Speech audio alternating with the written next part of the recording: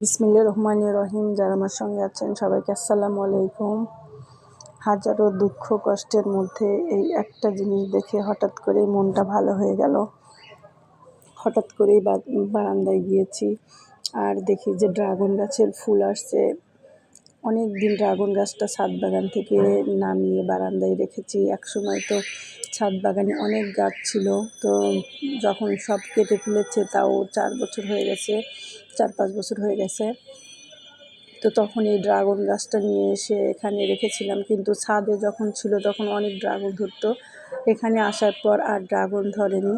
তো হঠাৎ করে দেখি এত বড় একটা ড্রাগনের ফুল আসছে, আমি দেখিনি।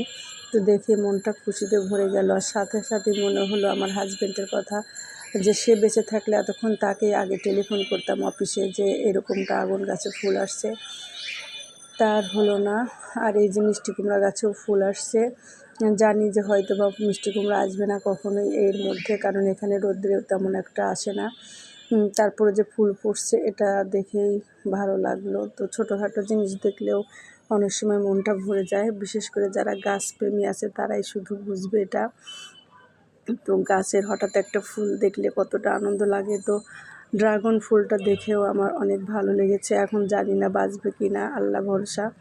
আর সবাই ভালো থাকবেন, সুস্থ থাকবেন, আর আমাদের জন্য দোয়া করবেন। আর যারা আমার পেজটা এখনও ফলো করেনি তারা প্লিজ একটু ফলো করে দিবেন। যারা এখনও সাবস্ক্রাইব করেননি চ্যানেলটা একটু সাবস্ক্রাইব করবেন। আল্লাহ হাফেজ।